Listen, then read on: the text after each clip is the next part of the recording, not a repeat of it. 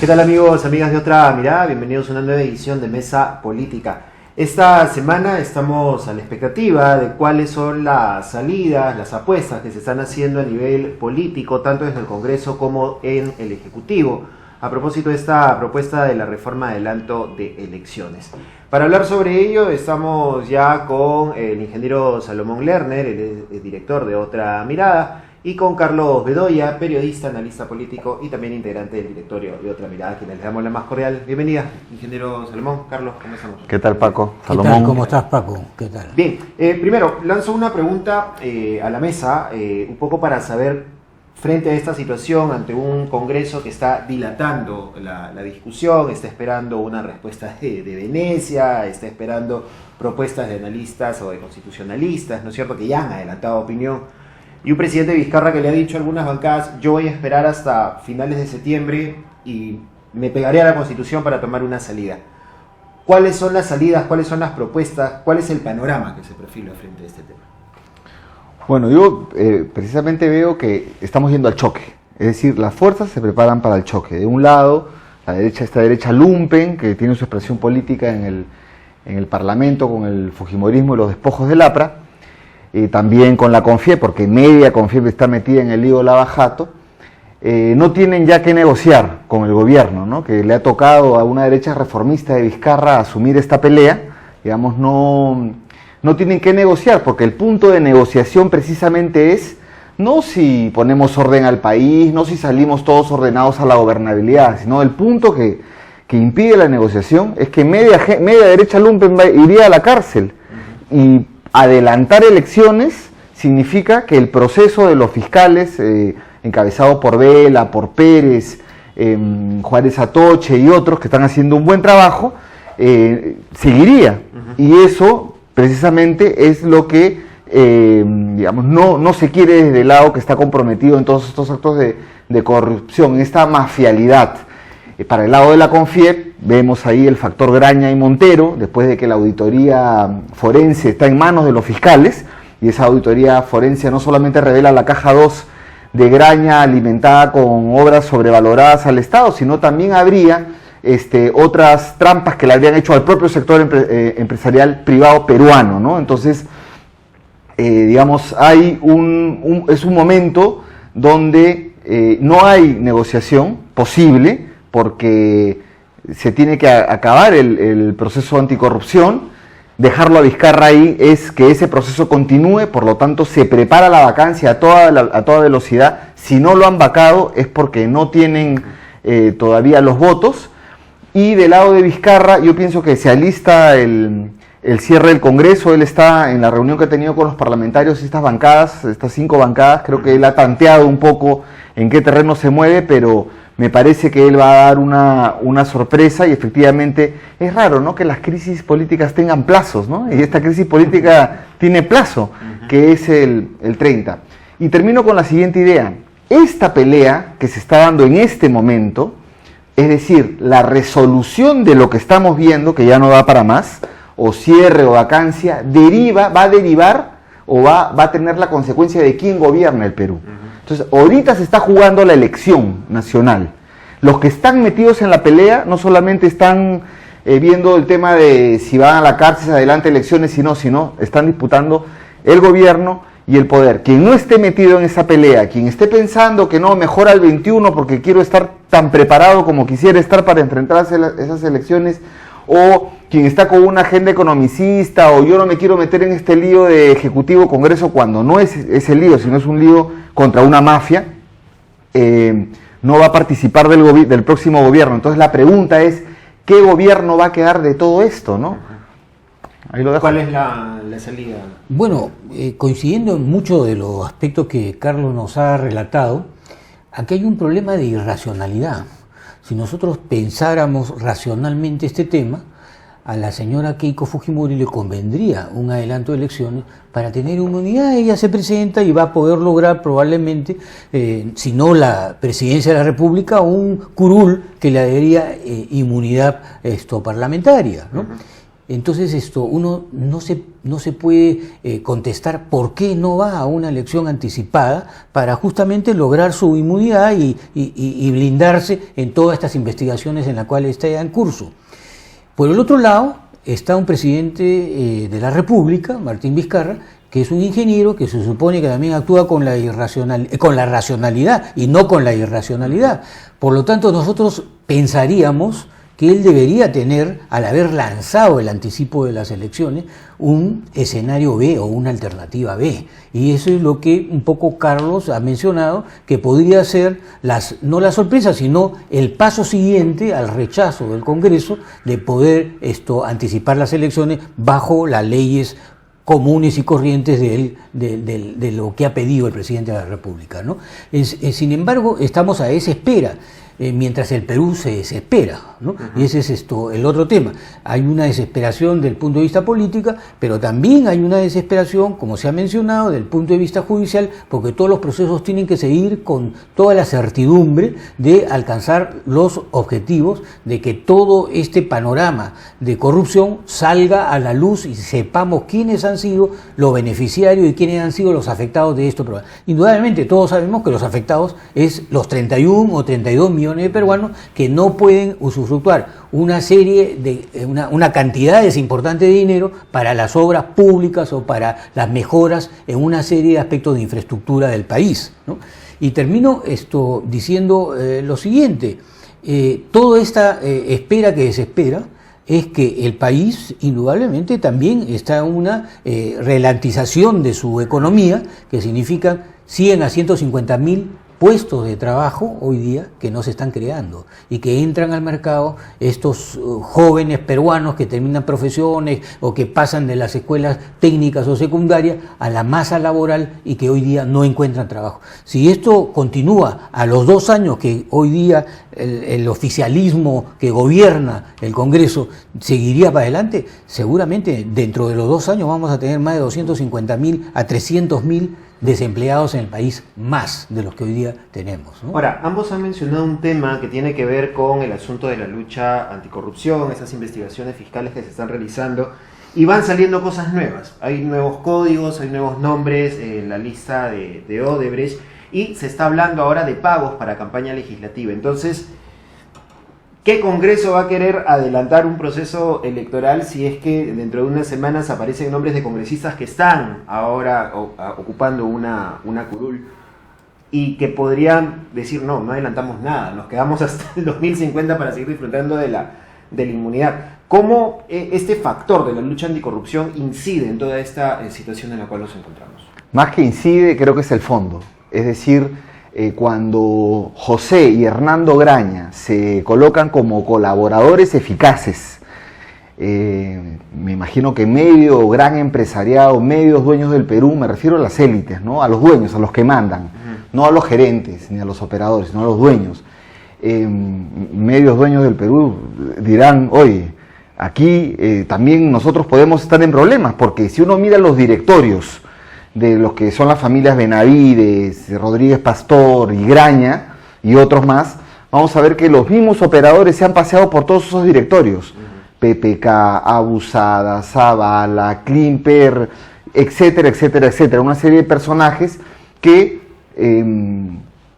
también muchos de ellos comprometidos con el tema lavajato, y que ahora los Graña, que están metidos de colaboradores eficaces ahí, me imagino que para salvarse ellos van a tener que dar muchos nombres, no solamente de los políticos que corrompieron, que les pagaron, sino con otra gente que ha participado de estos festines, empresariados del Club de la Construcción y otros más arriba que ellos, ¿no? Entonces, no solamente son los parlamentarios fujimoristas, o sea, no solamente este es un lío de la derecha lumpen en el Congreso, del fujimorismo en el Congreso, sino acá estamos por eso disputando también algo de poder en el Perú, porque hay una serie de empresarios emergentes y empresarios que no forman parte pues de estas élites lumpenescas que deberían conducir, debería formarse una nueva burguesía nacional, conducir el empresariado nacional con una mirada más nacionalista, digamos, en el sentido de no vende patria, ¿no? Bueno, entonces este es lo que tú colocas como lo anticorrupción, es el meollo del asunto y es el obstáculo para llegar a una negociación de adelanto de elecciones o lo que menciona Salomón, una racionalidad. El obstáculo es precisamente la causa de fondo y Vizcarra es consciente de que él o lo obligan a renunciar o la vacancia, que es lo que está caminando a toda velocidad, quieren obligarlo a renunciar, al hermano en la comisión de fiscalización, investigarlo a él por el discurso, de mil maneras preparar también la masa crítica para que él renuncie o sea vacado. Se están jugando esas dos cosas, pero digamos en la salida se dibujan dos bloques, ¿no? O sea, claramente en esta polarización, de un lado está el fujimorismo, los despojos del APRA, media Confiep, no quiero meter a toda Confiep, sino media Confiep, ahí metía a los que mandan, ¿no? Los fundamentalismos, que también son mafiosos y criminales, acá está, o sea, todo lo más mafioso, toda la lumpenería que ha conducido el país, y de este otro lado está una especie de bloque que yo le llamaría democrático, no unificado ni centralizado, y que uno ha podido verlo en la marcha del 5 de septiembre, ahora se está convocando a otra más adelante, donde hay sectores, sí, efectivamente, de izquierda, de la derecha liberal, algunos gremios y ciudadanía, ¿no? Entonces, sea vacancia o renuncia de Vizcarra, o sea cierre del Congreso, eso te da para una u otra salida. Es decir, si lo votan a Vizcarra, si renuncia a Vizcarra, o sea, si Vizcarra es derrotado, también es derrotado todo este bloque más democrático, anticorrupción, y gana obviamente la lumpenería, el gobierno, y se ratifica en el poder, porque una vez que pasa eso se acaba la lucha anticorrupción y se vienen todas las componendas, la represión. Y para terminar, si es el cierre del Congreso más bien, si gana Vizcarra la partida, digo Vizcarra porque él es el que le ha tocado por cuestiones del azar encabezar esto y parece que lo está haciendo bien, si él gana, más bien el gobierno sale de este bloque, y ahí tenemos candidatos pues como Julio Guzmán o como Verónica Mendoza, ¿no? Julio Guzmán, que ha construido su partido, y Verónica Mendoza, que tiene dos cualidades muy importantes, ¿no? Que puede unificar a la izquierda, esperemos, o convocarla, y también puede convocar al empresariado nacionalista que apoyó a Ollanta en su momento, ¿no? Y también un poco de ciudadanía. Entonces eso es un debate posterior, un cálculo posterior, pero ahorita justamente paso, ¿no? Estamos en quién gana la partida, ¿no? El tema anticorrupción, ¿qué tanto influye, incide en toda esta situación que se mueve? No, es importantísimo, ¿no? Indudablemente que es el tema central de toda esta polémica, ¿no? Y creo que el tema de corrupción es el meollo de todo. Yo también coincido con esto, con Carlos, porque de todas maneras estamos viendo cuáles son las actitudes de los congresistas, ¿no? Lamentablemente ya hay una falta de una moral, una ética en su comportamiento. Estamos viendo cómo salen congresistas a defender universidades que hoy día están prácticamente puestas en tela de juicio por la SUNADO, que ha hecho unas evaluaciones importantes, cómo se defienden estos fueros que estamos nosotros viendo de blindar a los miembros del Poder Judicial, cómo se han blindado, cómo están comportándose frente a una serie de actitudes de contratar a parientes en el Congreso, en fin, todas estas cosas que tienen un solo nombre, que es corrupción, ¿no? Que es creer que la labor que uno ha tenido a bien llegar con algún voto popular, indudablemente en un momento dado, es aprovechado para intereses particulares y no los intereses del país, ¿no? Y esta es la gran afrenta que todos los peruanos estamos recibiendo, de no todos, pero sí de una importante mayoría de los congresales el día de hoy, ¿no? O sea, el tema de la corrupción es fundamental en todas estas decisiones que se están tomando hacia adelante, ¿no? Finalmente, ¿cuál es la posición que deben asumir los sectores, como lo has mencionado tú, los sectores democráticos, tanto de izquierda como de esta derecha reformista, has dicho tú?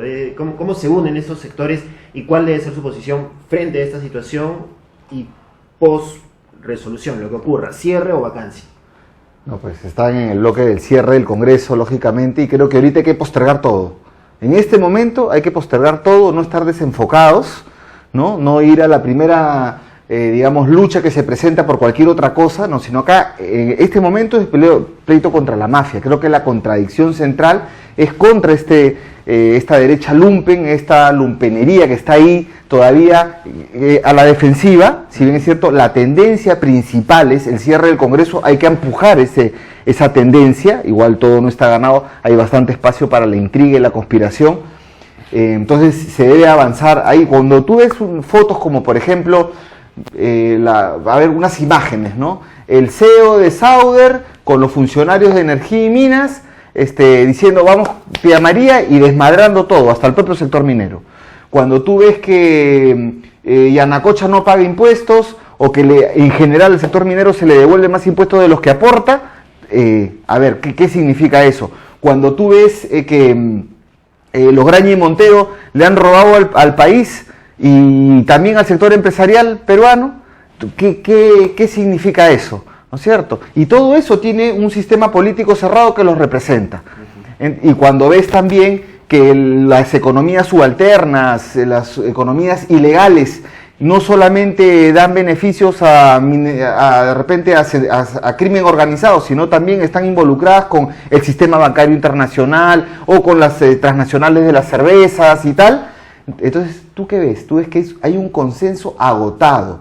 Ese régimen que ha estado gobernando el Perú desde hace muchos años, ese régimen partido, empresa, en una especie de mafialidad pero con traje y corbata, eso es lo que se está rompiendo. Y ahí hay un momento incluso que se arma un momento constituyente, ¿no? Entonces, si bien es cierto, no es el preciso momento de decir una asamblea constituyente, pero la tendencia te habla de que en el Perú tenemos que volver a repartirnos el poder, volver a hacer un pacto, y para un pacto lo primero son los sujetos que pactan. ¿Quiénes van a pactar? ¿No? Entonces, no solamente tienen que pactar las élites del poder económico, no solamente tienen que pactar los dueños del Perú en lo que han llamado algunos politólogos el consenso de Lima, ¿no? o la imposición de Lima, ¿no? Sino que es momento de que pacte todo el país. ¿Cuál es la posición que deben asumir estos sectores? Bueno, fíjense, yo creo de que a pesar de que como Carlos no reconoce que es el momento constituyente, creo que hay que ir hacia un momento constituyente. Ese es uno de los puntos centrales. Y lo segundo es tener en cuenta que esta relación de 25 años con la Constitución del 93, eran otras condiciones que vivía el Perú y hoy día son otras condiciones las que se está viviendo. Entonces es necesario ese cambio, esa asamblea constituyente, para cambiar las relaciones del pacto social y para entendernos que este país no se resuelve en el corto plazo, se resuelve en el mediano y en el largo plazo. Todas las políticas de Estado necesitan esos plazos, y para esos plazos se necesita gente honesta, gente que cree que los intereses nacionales están encima de los intereses personales. Entonces creo que es fundamental ese cambio que se dé.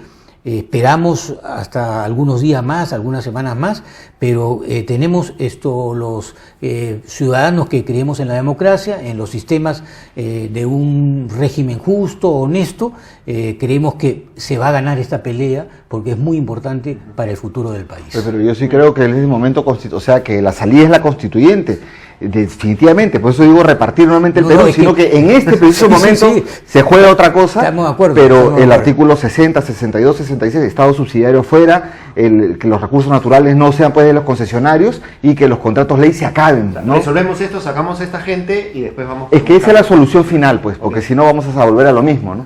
Bueno, no he querido decir que no aceptes el momento constituyente, pero sí he entendido que se deben enfocar hoy día en esta lucha hay una secuencia, importante. Hay una secuencia. Sí, sí, estamos de acuerdo. Muy bien, sin duda alguna temas que seguirán sirviendo para la discusión, para el debate, y esperemos saber cuál será la salida que se tome en esta situación de crisis. Muchas gracias, Carlos Bedoya. Gracias, ingeniero Salomón Lerner, por estar con nosotros. Gracias, en esta edición de Mesa Política, y pueden ver estas y otras entrevistas como siempre en nuestra página web www.otramirada.pe. Nos encuentran también en redes sociales como Otra Mirada.